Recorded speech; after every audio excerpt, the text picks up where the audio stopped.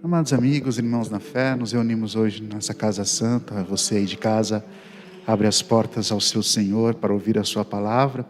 Hoje celebramos essa memória do coração de Jesus, praticando essa devoção de reparação aos pecados que Jesus recebe. E é interessante como a gente vê que as leituras de hoje nos apontam a essa misericórdia, essa belíssima cena da vocação de Mateus, que é o lema do nosso querido Papa, né? Escolheu perdoando. E é interessante como Deus escolhe as pessoas que são aquelas que a gente menos espera. A lógica da cruz, como fala São Paulo, né? São Paulo fala: escolheu o que é fraco para confundir aqueles que se acham sábios. Todos nós somos pecadores, todos nós temos essa experiência da fraqueza em nossa carne, mas o que nos falta hoje ainda é essa prática da misericórdia. Eu, meditando de manhã este evangelho, me perguntei assim: será que Mateus encontraria misericórdia no meio de nós? Que quem era Mateus? Mateus era um publicano, um político, um cobrador de impostos que era associado a um pecador, uma pessoa que roubava coisas. E a experiência de Mateus em ser perdoado foi tão profunda que ele não sentiu somente amado por Deus, por Jesus, né? Perdoado, escolhido, amado por Jesus, mas por toda a comunidade, por aqueles 12. Os 12 viviam reunidos em volta do seu Senhor. Talvez se Mateus estivesse ali no meio daqueles 12 e ele sentisse julgado, Mateus não continuaria na igreja, né? Talvez Mateus nem escreveria o seu evangelho. E por que será que a gente continua fazendo isso, né? Todos nós somos pecadores, o nosso pecado sempre está à nossa frente, mas temos a infeliz mania de julgar e de condenar. Esquecemos a palavra de nosso Deus no Sermão da Montanha: não julgueis e não sereis julgados, não condeneis e não sereis condenados. Mas infelizmente ainda continuamos sendo os mestres da condenação. Nos colocamos na cadeira de juiz que só pertence a Deus. Somente Deus pode julgar, porque Deus conhece cada coração, cada história. Eu acho interessante esses filmes que relatam a natureza do personagem mau.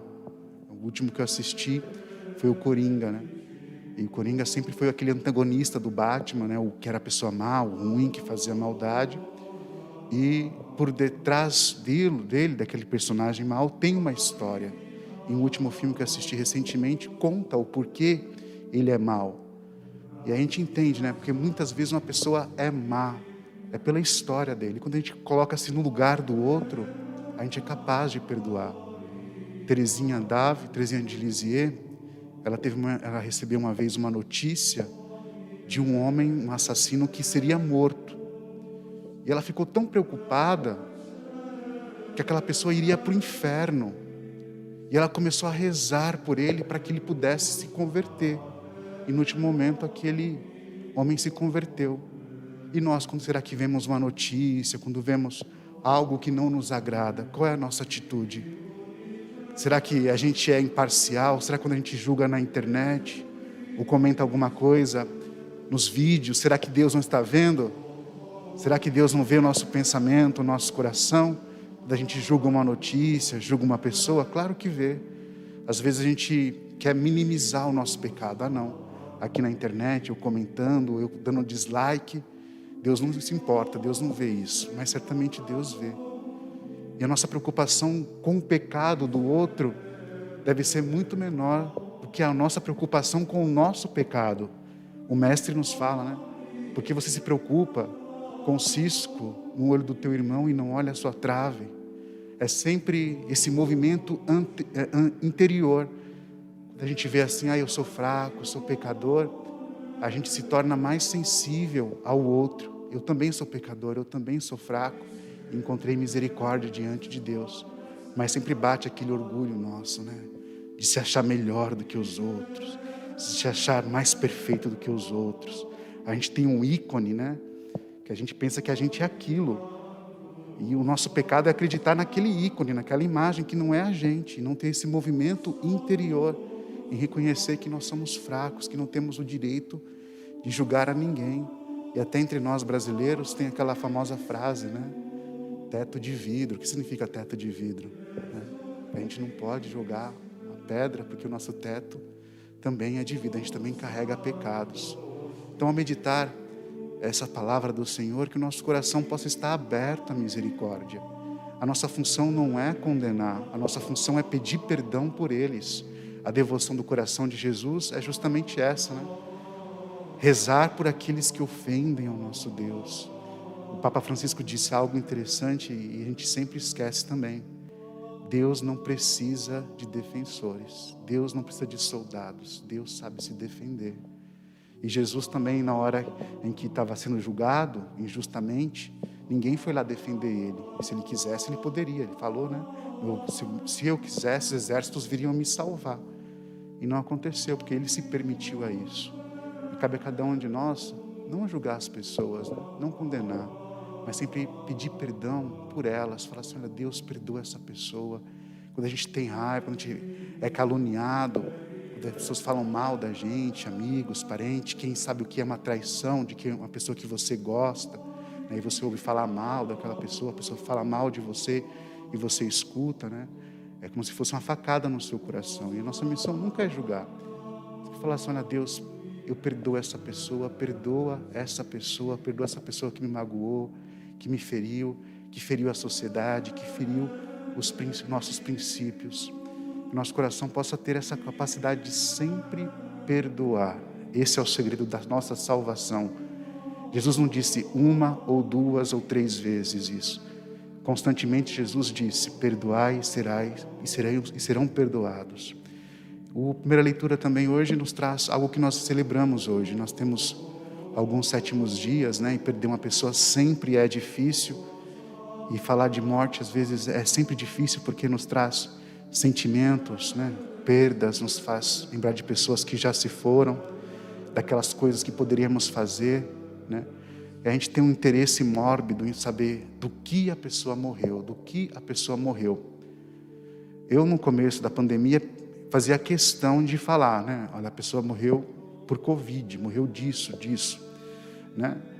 Mas porque eu tinha uma preocupação das pessoas se conscientizarem de que a morte estava batendo à nossa porta, estávamos nos preparando para não vivenciar isso. Mas muitas pessoas, muitas famílias pedem isso por quê? Porque elas se sentem culpadas, né? Se um membro daquela família morreu de Covid, aquela pessoa se sente culpada, ela fica pensando, será que fui eu que levei? Será que fui eu que trouxe? Será que fui eu? E quando a gente pergunta, morreu de quê? Morreu de quê? Morreu de quê? Morreu de quê? Parece que tudo aquilo vai revivendo na família, né? Quem teve uma experiência de morte, por isso sabe que isso pesa muito, que a pessoa fica naquele e se sente julgada pelos outros, né? Se não tivesse saído de casa, não teria morrido. A gente não sabe, tudo é um grande mistério, né? A gente não sabe nem como é que vai vencer isso. Então não cabe a gente julgar. A experiência da morte já é difícil e já é um ensinamento. Mas diante disso, né, essa experiência difícil, e é interessante as palavras aqui, né? Aqui a tradução da Bíblia que nós lemos, preferiu usar a palavra chorar. Mas o sentimento, né, que Abraão tem na língua hebraica, né, o que são as palavras? São nada.